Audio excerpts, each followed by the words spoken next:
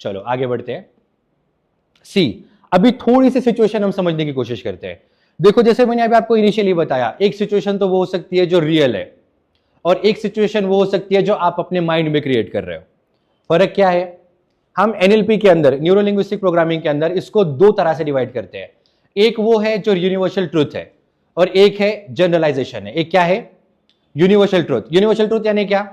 जो सबके लिए सही है। फॉर एग्जाम्पल, अगर किसी ने किसी अपने क्लोज रिलेटिव को, क्लोज फ्रेंड को, किसी फैमिली मेंबर को अगर खोया है, उसे बुरा लगेगा, तकलीफ होगी, डिप्रेस होगा, ये रियल है। किसी को प्रमोशन मिलता है, किसी के लाइफ में कुछ अच्छा होता है, तो उसको खुशी होगी, ये यूनिवर्सल ट्रूथ है, राइट? ये दुनिया के हर इंसान के लिए सेम है, किसी के लिए ये चेंज नहीं है। बैंकरप्सी यानी आपके पैसे खत्म हो गए, आप अपने जॉब से सेटिस्फाइड नहीं हो, मगर कुछ चीजें ऐसी होती है जो हम पर्टिकुलरली जनरलाइज करते हैं। मैं समझाऊंगा आगे इसका मतलब क्या है। आपने बचपन से सोचा था कि मुझे ये बनना है, राइट? बचपन में कितने लोगों ने सोचा था कि मुझे बड़ा होकर सीए बनना है, 10th स्टैंडर्ड तक वगैरह? कितने लोगों ने सोचा था? एक ने भी नहीं सोचा था, राइट? बचपन के ख्वाब तो अलग ही होते हैं ना। मैं पायलट बनूंगा, एस्ट्रोनॉट बनूंगा, क्रिकेटर बनूंगा, मिलियनियर बनूंगा, बिलियनियर बनूंगा। फिर जैसे जैसे जैसे जैसे आगे बढ़ते जाते हैं, वैसे वैसे समझ में आता है, अच्छा मेरा कुछ हो सकता है, मेरा कुछ नहीं हो सकता, मेरा तो कुछ भी नहीं हो सकता, मैं कहीं नहीं जा सकता। तो ये क्या होगा? सिचुएशन करते करते करते करते हम कहाँ एडअप हो गए? यही मेरा आप कुछ हो सकता है, इससे बाहर मेरा कुछ नहीं हो सकता। यहाँ आके हमने एडअप किया, राइट? यस और नो? यस नहीं बोलना है, फंस जाएंगे। राइट? अच्छा अभी समझा क्या आपको? पहले यस क्यों बोल दिया मैंने? कैमरा देखा नहीं था। अब अगर ये सिचुएशन है तो जॉब सेटिस्फैक्शन कैसे मिलेगा? और अब मैं आपको दो चीजें बता सकता हूं। एक तो ये है, जो दिल को पसंद है वही करो। हर कोई यहां मैं देख रहा हूं 20s में, अर्ली 30s में, हर कोई, राइट? आपके ऊपर वाले पूछेंगे कौन था ये? किसको बुलाया था आपने? हमारे एम्प्लॉइज को जॉब स्विच करने बोल रहा है। नहीं, उस पॉइंट ऑफ व्यू से मैं नहीं बोल रहा हूं। एक तो आप क्या करो, अपने दिल की करो, जो मुझे करना है वही पसंद है। बट आई डू अंडरस्टैंड, हर कोई ये कर नहीं सकता। क्यों नहीं कर सकता? फैमिली के रिस्पॉन्सिबिलिटीज भी तो होंगे, एक तारीख को कुछ पैसा भी तो चाहिए, घर वालों के। एक आज हम वो सिचुएशन में है ना, जहां पे हमारे ड्रीम्स भी लटके हुए हैं, और हमारी पर्सनल लाइफ भी एक तरफ लटकी हुई है। अब हम किस साइड पे ज्यादा किस साइड पे ज्यादा झुकेंगे? इस साइड अगर झुक गए तो एक चीज में प्रॉब्लम आएगा, इस साइड पे फोकस किया तो इस साइड पे प्रॉब्लम आएगा। तो अब दोनों भी चीजें हम अपने माइंड के अंदर लेकर रोज सुबह 9 बजे यहां पे आ रहे हैं, तो फिर या तो हम अपना काम ठीक से नहीं कर पाएंगे, या तो हमें सीखना होगा कि अपना काम कैसे ठीक से करना है। और ये जरूरी नहीं है, हमें आजकल क्या हो गया है, अलग अलग मूवीज देख के ये लगता है कि बचपन में ही हम सबको पता चल जाता है कि हमको लाइफ में करना क्या है। जरूरी नहीं है ऐसा। आप अगर दुनिया में सक्सेसफुल लोगों की स्टोरीज उठाकर देखो, तो इनिशियली बहुत कम लोग ऐसे होंगे कि जिस चीज को करते हुए वो सक्सेसफुल बने, उसी काम के अंदर उन लोगों ने अपने बचपन में डिसाइड किया था कि यही मेरा ड्रीम होगा। बहुत कम ऐसे लोग हैं। हाँ है, 20s के अर्ली 20s, आप अभी जिस फेज में हो ना, ये वो राइट टाइम है जहां पे चूज कर सकते हैं कि लाइफ में करना क्या है। नीट जेई के जो स्टूडेंट्स एस्पिरेंट्स हैं, उनको मोटिवेट करने के लिए बुलाया जाता है। क्यों? आप भी 11 12 के अंदर मेडिकल इंजीनियरिंग का ऑप्शन माइंड में तो होगा ही। पता है आपको आईआईटी में जाना है अगर, या गवर्नमेंट मेडिकल कॉलेज के अंदर सीट्स आपको लेने हैं, तो कितना कंपटीशन है। 200 बच्चों के पीछे एक बच्चे का नंबर लगने वाला है। कहां की बात कर रहा हूं मैं? आईआईटीज की और मेडिकल कॉलेज की। समझ रहे हैं ना सब लोग? Yes, till the end. अब प्रॉब्लम क्या होता है कि ये वो बच्चे हैं जिनको माइंड में कंटिन्यूसली बस यही है कि मैं डॉक्टर बनूं तो ही मेरी लाइफ कुछ है, मैं इंजीनियर बनूं तो ही मेरी लाइफ कुछ है, और इसके अलावा मार्केट में उनको कोई करियर ही पता नहीं होता। तो ये 2 साल तो वो एक्सट्रीम स्ट्रेस के अंदर गुजारते हैं, एक्सट्रीम स्ट्रेस के अंदर। और उसमें कोई अगर सक्सेसफुल नहीं हो रहा, तो कोटा जैसे सिटीज में हमको हमेशा सुनने मिलता है 20-30 बच्चे तो हर साल वहां देते हैं। 16-17 साल की उम्र, जिंदगी देखी क्या है, बट माइंडसेट क्या बना हुआ है? अरे मैं ये नहीं करूंगा तो लाइफ में कुछ है ही नहीं। एंड गाइज, अभी मैं आने से पहले बाय चांस मैं बस थोड़ी देर के लिए बैठा हुआ था, रील स्क्रॉल कर रहा था, माइंड थोड़ा सा फ्रेश करूं आप में आने से पहले, तो एक रील आई, एक बहुत फेमस इंडिया का जो स्टैंड अप कॉमेडियंस होते हैं, बहुत फेमस, आज करोड़ों अरबों रुपए कमा रहा है, इंटरनेशनल लेवल पे सेशन हो रहे हैं। वो अपने एग्जाम को इतने मजाक में स्टैंड अप कॉमेडी में बता रहा था। वो बंदे ने बोला कि मैंने पूरा पेपर ऐसे अटेम्प्ट किया और जिंदगी में मुझे पहली बार पता चला कि नेगेटिव मार्किंग भी होती है। यानी उसका रिजल्ट वहां पे उसको नेगेटिव मार्क्स है, 1 2 3 4 मार्क भी नहीं। बट आज क्या वो बंदा अनसक्सेसफुल है? बहुत साल नहीं हो रहे उसके एग्जाम को। उसने तो अपने उसको जो एक चीज समझ में आती थी, जो गोल था, जो पैशन था, उसके अंदर जाके आज वो करोड़ों अरबों रुपए कमा रहा है। मैं ये क्यों एक्सप्लेन कर रहा हूं? क्योंकि जो चीज हम कर रहे हैं ना, अगर वो चीज हमारी हॉबी या पैशन नहीं बनता तो वो काम हम रोज स्ट्रेस में ही आके करने वाले। और जिस वक्त आपको अपने काम के अंदर का पैशन, उसके अंदर का इंटरेस्ट, उसके अंदर के एक्सपर्टीज समझ में आएंगे, तो वो काम आपको क्या लगेगा? एक हॉबी लगेगा। और जब इंसान अपने हॉबी को फॉलो कर रहा है तो क्या वो काम कर रहा है? वो काम कर रहा है क्या? नहीं कर रहा है। अगर आप क्रिकेट खेलने जा रहे हो तो आप उसका एज अ वर्क कंसिडर करोगे? नहीं, it is a kind of entertainment. वो कर रहे हैं ना, मतलब आपका दोनों भी फायदा हो रहा है। एक तो आपका काम भी पूरा हो रहा है और आपका एंटरटेनमेंट भी हो रहा है। Are you getting my point? So we have to understand कि यूनिवर्सल ट्रूथ्स जो हमारे हैं, इसके अंदर प्रॉब्लम हो सकता है, इसको हम आगे डिस्कस करेंगे। बट जो चीजें हम जनरलाइज करते हैं ना, कैसे जनरलाइज करते हैं? सिचुएशंस के अकॉर्डिंग। उसका भी मैं आपको एक एग्जांपल बताता हूं। सी, अगर आप बताइए आपका बेस्ट फ्रेंड कौन है इन लोगों में? कोई नहीं है? अच्छा, यही है, साथ में ही बैठे हैं। अब आप इमेजिन कर लो, आज आप यहां पर बैठे हो, ये दिन भर आपसे बात नहीं करती और जाने से पहले आपको बाय बोले बिना ही चली जाती है, ठीक है? अब नेक्स्ट डे आप यहां पे आने तक आपके माइंड में क्या क्या थॉट्स आएंगे? क्या क्या थॉट्स आएंगे? एक सिंपली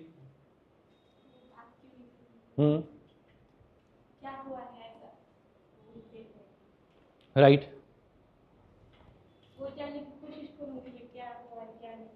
अच्छा, उसने आपका कॉल भी पिक नहीं किया। घर जाने के बाद आपने सोचा, यार इसने पता नहीं मुझसे बात क्यों नहीं की। रोज तो हम जब तक पूरे स्टाफ की चुगली नहीं करते हमारा दिन नहीं कंप्लीट होता था। Just for a joke, don't take it personally, just for a joke. आज क्या हुआ? आज तो किसी को हमने नहीं बोला, कुछ नहीं बोला।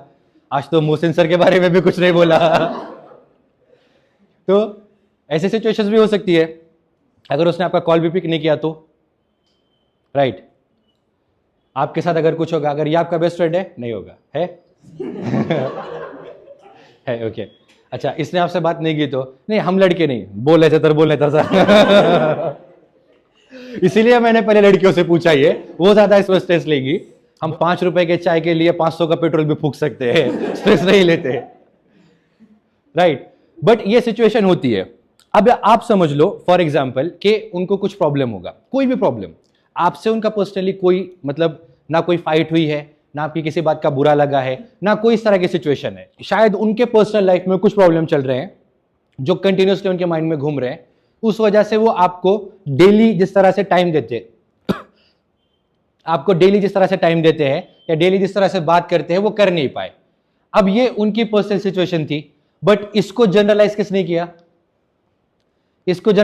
किया? आपने किया, राइट। अब ये सिचुएशन आपसे रिलेटेड थी भी नहीं, बट हमने क्या किया? इसको माइंड में क्रिएट किया। समझ रहे हैं सब लोग? माइंड में क्रिएट किया। ऐसे बहुत टाइम होता है कि अगर आप किसी फ्रेंड को फोन कर रहे हो, 2 3 4 कॉल करने के बाद भी उसने कॉल पिक नहीं किया, राइट। अब हम उसके माइंड में 10 बार उसको कुछ बोलेंगे, अच्छा इतना बड़ा बन गया है, मेरा कॉल रिसीव नहीं कर रहा, 3 बार कॉल कर रहा हूं फिर भी नहीं, अच्छा देख लूंगा, नेक्स्ट टाइम पैसे मांगने दो तब देख लूंगा, नेक्स्ट टाइम जब मुझसे कोई मदद मांगने आएगा तब देख लूंगा। 3-4 घंटे कंटिन्यूसली आपके माइंड में यही घूम रहा है। फिर सडनली उसका कॉल आता है और वो कॉल उठाने के बाद वो डायरेक्टली बोलता है, यार आई एम सो सॉरी, मैं तेरा कॉल पिक नहीं किया। एक्चुअली क्या हुआ, मेरे फैमिली में एक एक्सीडेंट हो गया था, वो बहुत सीरियस था, इस वजह से मैं तेरा कॉल पिक नहीं कर पाया। मैं उसी के मेडिकल सारे ट्रीटमेंट्स के बीच में था। भाई बोलना, कुछ प्रॉब्लम है क्या? मैं तेरा कॉल रिसीव नहीं कर पाया, 3 घंटे में कुछ प्रॉब्लम तो नहीं था। अब सिचुएशन क्या हुई टोटल? उसके बारे में हम जितना बुरा सोच रहे थे, अब वो क्या हुआ? टोटल कन्वर्ट हुई। बट हमने अपने माइंड में अपने आप को कितना स्ट्रेस दिया? अच्छा ऐसे वैसे। तो ये मोस्ट ऑफ द टाइम क्या होता है कि बहुत सारे सिचुएशंस को हम क्या करते हैं? जनरलाइज करते हैं। तो स्ट्रेस मैनेजमेंट में एक बात समझ लो, अगर कोई सिचुएशन यूनिवर्सल ट्रूथ है, एक प्रॉब्लम है, कोई भी एक प्रॉब्लम है, अगर आपको पता है इसका एक पर्टिकुलर सॉल्यूशन हो सकता है, तो आपको क्या करना है? उस सॉल्यूशन को फॉलो करना है। और इन केस अगर उस सॉल्यूशन का अगर उस प्रॉब्लम का कोई सॉल्यूशन आपके माइंड में अवेलेबल नहीं है, तो वहां पे क्या करना है? इमोशनल अंडरस्टैंडिंग करना है। ये दोनों मेरे लास्ट पॉइंट्स है, इसके बाद हम प्रिवेंशन की तरफ आएंगे, ठीक है? वो पेपर मैंने दिया था, वो सबको एक बार पास कर देना। मिल गया सबको? Okay, now focus here. Feedback form हम लास्ट में फिलअप करेंगे, अभी इधर फोकस करना। इसे कहते हैं Roberts model of stress management. अभी आपके सामने यहां पे 7 सिचुएशंस क्रिएट किए हुए हैं। क्या है? 7 सिचुएशंस है। एक सिचुएशन है happiness, sadness, anger, you know, आपके सामने आपको जितने दिख रहे हैं सबको। अभी इन सिचुएशंस को इस तरह से डिजाइन किया गया है थाउजेंड्स ऑफ पीपल पर एक्सपेरिमेंट करके कि आपके हर मूड स्विंग का आगे रीजन होगा। सी, ये जो पहला सर्कल है ना, यहां देखो, ये जो पहला सर्कल है ये आपका मूड है, ठीक है। ये आगे उसके कुछ एट्रीब्यूट्स है, किस वजह से हो रहा होगा, और उसके आगे उसके और इन डेप्थ रीजंस हैं। समझ में आ रहा है सबके? आप अपनी किसी भी सिचुएशन को एक इमेजिन करो, किसी पर्टिकुलर टाइम पे मैं सैड थी, मैं डिप्रेस थी, मैं एंग्री था, मैं हैप्पी था। मुझे एक एग्जाम्पल अगर यहां मिल जाए ना तो हमारा सेशन और अच्छे से बन पाएगा। आप रिलेट कर पा रहे हो उससे? हाँ, माइक लेकर बात करना। या हाँ, इनकम टैक्स का सीजन चल रहा था, तो जो इनकम टैक्स की फाइलिंग करनी थी और मैंने जूनियर स्टाफ को जो वर्क दिया था उनसे वो टाइम में मुझे नहीं मिल रहा था, इसलिए मेरी एंग्रीनेस बढ़ रही थी। या उसके बाद जो भी उनकी गलती हो रही तो उनको ज़्यादा एंग्री लाउड स्पीक करना या उनको डांटना, ये सिचुएशन आ जाती है। तो राइट, इसके लिए क्या कर सकते हैं? राइट। एक सिचुएशन उन्होंने बताई, किस वजह से हो रहा था कि काम उनको चाहिए था, इनकम टैक्स के फाइलिंग करने थे अभी, या आपका पूरे साल में सबसे ज़्यादा प्रेशर का टाइम होता है, राइट। अब उस सिचुएशन के अंदर किस तरह से कोप करना है। अब आप लोगों को उनको सपोर्ट नहीं मिल पा रहा था, वो गुस्सा हो रहे थे, तो वो आवाज़ बढ़ाकर बात कर रहे हैं, उस वजह से आपको अगर कोई ऑफिस में डांट दे तो बट नेचुरल आपको भी गुस्सा आएगा, एक सिचुएशन क्रिएट हो गई, राइट। चलो सर, मैं आपसे पूछता हूं कि ये सर जो बात बोल रहे थे, मैं हाइपोथेटिकली सिचुएशन बता रहा हूं, ये जो बात बोल रहे थे ये आपके लिए बोल रहे थे कि आप टाइम से काम नहीं कर रहे। अब आपके पास क्या रीजन हो सकता है कि आप उस टाइम को क्यों, आप उस चीजों को टाइम पे क्यों नहीं कर पा रहे थे? 2 चीजें होगी जो मैं अपने हिसाब से बताऊं। एक तो ये होगा कि उन्होंने आपको ज्यादा काम दिया जो उतने टाइम में होना पॉसिबल ही नहीं था, एक ये सिचुएशन होगी। या एक ये सिचुएशन होगी कि उन्होंने आपको उतना ही काम दिया था कि जितना काम आप कर सकते थे, बट आप कर नहीं रहे हो, आप अपना टाइम उस तरह से इन्वेस्ट नहीं कर रहे हो। एम आई राइट? ये दोनों में से कोई एक सिचुएशन होगी, राइट सर। अब इसका सोल्यूशन क्या होगा, टीम बताओ मुझे। इसमें कुछ भी नया नहीं है, बहुत सिंपल सोल्यूशन होता है, ये तो जनरलाइज ऑफिस वाली चीज है ना। क्या सोल्यूशन होगा? क्या सोल्यूशन होगा? टाइम मैनेजमेंट चाहिए। आपको सुनना है कि सर जो कह रहे हैं मुझे काम करना है, और सर आपकी रिस्पॉन्सिबिलिटी क्या है, एम्प्लॉय को उतना ही काम दे जितना वो कर सकता है, राइट। ये सिंपल अंडरस्टैंडिंग अगर बन जाएगी तो स्ट्रेसफुल सिचुएशन क्रिएट होगी क्या? नहीं होगी। प्रॉब्लम कहां होता है? जब हम ये बैरियर क्रिएट करते हैं, जहां हमारी बात नहीं होती, डिस्कशन नहीं होता, प्रॉब्लम वहां पे क्रिएट होता है। यू नो, आपको एक एग्जांपल बताता हूं मैं। आपने अक्सर देखा होगा, बारिश का मौसम चालू है अभी, तो बारिश के मौसम में क्या होता है, कार के ऊपर पूरा फॉग जम जाता है, राइट। या इवन अगर बहुत विंटर वाला सिचुएशन है, वो टाइम पे भी क्या होता है, कार के ऊपर फॉग जम जाता है, यस और नो। तो आप, हमारा जो माइंड होता है ना, इंटेलेक्चुअल माइंड में कह रहा हूं, not a brain, the intellectual mind जो होता है, साइकोलॉजिस्ट क्या करते हैं, इसको एक्सप्लेन करते हैं कि जब कभी हम स्ट्रेसफुल सिचुएशन में होते हैं या एंगर के सिचुएशन में होते हैं, कौन से स्ट्रेसफुल या एंगर। अब ये सैडनेस वगैरह इसको एंगर के एट्रीब्यूट्स के अंदर लेकर जाओ, डिप्रेशन वगैरह इसको क्या करो, इधर आगे स्ट्रेस के एट्रीब्यूट्स के अंदर लेकर जाओ। तो जब हम इन सिचुएशंस के अंदर होते हैं ना, तो उस टाइम पे हमारा जो कॉन्शियस माइंड होता है, एक्टिव माइंड जिसको हम कहते हैं, इस माइंड के ऊपर भी इस तरह से फॉग जम जाता है। क्या जम जाता है? फॉग जम जाता है। और इस फॉग को रिमूव करने का कार के अंदर टेक्निक क्या होती है? टेक्निक क्या होती है? नीचे से एक एयर के लिए कह लो, आप एसी कह लो या जो कुछ भी कह लो, नीचे से क्या होता है, एक एयर का छोटा सा वॉल्ट होता है। कितना? इतना सा वॉल्ट होता है, इतना सा। जब वो वॉल्ट नीचे से चालू करते हैं, पूरा फॉग 1 सेकंड में गायब हो जाता है और सामने का दिखना हमको क्लियर हो जाता है। Are you getting my point? तो ये प्रॉब्लम कहां क्रिएट होता है पता है? हमारे ब्रेन के अंदर भी सिमिलर सिचुएशन होती है। तो हमको भी क्या करना होता है, वो फॉग वाला, वो एयर वाला जो स्विच ऑन करना है ना, वो स्विच क्या है पता है आपको? क्या है वो स्विच? एक्सप्रेस, टॉक, बात करो काम बन जाएगा, बात करो काम बन जाएगा। फॉर एग्जाम्पल, सर आप इससे कह रहे हो, देखो तुम काम प्रॉपरली नहीं कर रहे हो, ये काम इतने टाइम में चाहिए, ठीक है। अब आपका रिस्पॉन्सिबिलिटी क्या है? अगर उन्होंने ज्यादा काम दिया है तो आपकी रिस्पॉन्सिबिलिटी क्या है? सर को बताएं कि सर आपका जो काम है ये इतने टाइम के अंदर होना पॉसिबल ही नहीं है। बात कर लोगे तो शायद वो कुछ काम कम कर देंगे, बट आप उनसे बात ही नहीं करोगे और क्या करोगे, अपने आप में ही कूदते रहोगे या काम को पूरा नहीं करोगे तो काम नहीं पूरा होने की वजह से वो अलग फ्रस्ट्रेट हो जाएंगे, ये सिचुएशन भी क्रिएट होगी। Are you getting my point? तो क्या होता है, अभी देखो मैनेजमेंट का भी तो एक प्रॉब्लम है और इनका भी तो एक प्रॉब्लम है, इसको हम कहते हैं इमोशनल इंटेलिजेंस। देखो जहां पे किसी प्रॉब्लम का सॉल्यूशन नहीं होता ना, या हम उसको सॉल्व नहीं कर पा रहे, तो वहां पे हमको इमोशनल अंडरस्टैंडिंग होना बहुत जरूरी है। क्या जरूरी है? इमोशनल अंडरस्टैंडिंग होना। सब लोग यहां तक मेरे साथ हैं? अब अगर समझ लो प्रॉब्लम का सॉल्यूशन हमको समझ में नहीं आ रहा, या हम उसको उस वे से हैंडल नहीं कर पा रहे जिस वजह से हमें हैंडल करना चाहिए, तो ये एक साइन है कि आप इमोशनली वीक हो। किस चीज के साइन है?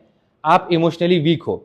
आपने देखा होगा कोई लोग ऐसे होते हैं, छोटी छोटी बात पर चिढ़ जाते हैं, छोटी छोटी बात पर बुरा मान जाते हैं। वो अपने कोई एम्प्लॉय के साथ बहुत ही बदतमीज होता है, कोई एम्प्लॉय अपने मैनेजर के साथ, अपने हायर स्टाफ के साथ बहुत बदतमीज होता है, कोई मैनेजर या हायर स्टाफ अपने एम्प्लॉयज के साथ बदतमीज होता है। ये सिचुएशन कहां क्रिएट होती है पता है आपको? जहां पे आप दोनों के बीच में इमोशनल अंडरस्टैंडिंग या इमोशनल इंटेलिजेंस नहीं है। ये पॉइंट बहुत इंपॉर्टेंट है। इस पॉइंट के अकेले इस पॉइंट के ऊपर मैं पूरे वर्कशॉप कंडक्ट कर सकता हूं, कर चुका हूं। किस पर? Emotional intelligence.